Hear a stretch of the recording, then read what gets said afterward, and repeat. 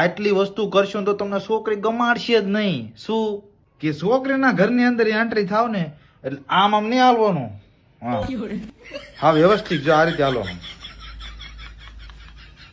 પછી બીજું ખુરચી ઉપર બેહવાનું કે એટલે આમ વ્યવસ્થિત બેસી જવાનું.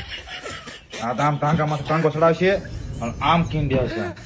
જેને બાપાનું પોતાનું ઘર હોય એમ. પછી જેવી છોકરી ચાર લઈને આવે એટલે ડાફલે મારવાનું ચાલુ કરી દે. આ તમારી મોટા મોટી ભૂલ છે. વ્યવસ્થિત નજર રાખવાની, વ્યવસ્થિત રીતે જોવાનું, બધાની નજર તમારા ઉપર હોય. પછી ગમે એ પ્રશ્ન પૂછે તમને કે ફલાણું કેટલું ભણ્યા ને આગળ તમે શું ધંધો કરવા માંગો છો ને સીની નોકરી લેવા માંગો છો ને આવું બધું પૂછે ને એટલે વ્યવસ્થિત જવાબ દેવાનો. એમ નહીં કહેવાનું એ થાવ હોય થાય ધંધો ભાઈ આપણે આપણી રીતે જીવવાનું. આવો જવાબ નહીં દેવાનો ને ત્યાં તમે સંપલું ઠોકીને બારા કાઢશે. પછી લાસ્ટ વસ્તુ છોકરી સાથે વાત કરવા જવાનું કે ત્યાં વ્યવસ્થિત રીતે કહેવાનું કે હું આટલું ભણું છું, મારું નામ આ છે અને મારે આ નોકરી લેવાનો વિચાર છે. આ વિધિ વાતો કરવાય મનશે ફેંકવા હું 10,000 રૂપિયા વાપરું છું મહિને, મારે એસો આરામ કઈ જાતનું કઈ ચિંતા નહીં. ભલા મનશે આ નહીં બોલવાનું આવું. પછી છેલ્લે છોકરીના હાથમાં પૈસા દેવાનું થાય ને એટલે પસાઈની મેલી નોટ દઈને નહીં જવાનું.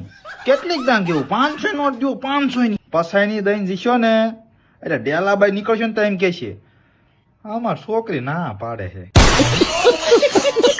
લલાઈ લ્યો.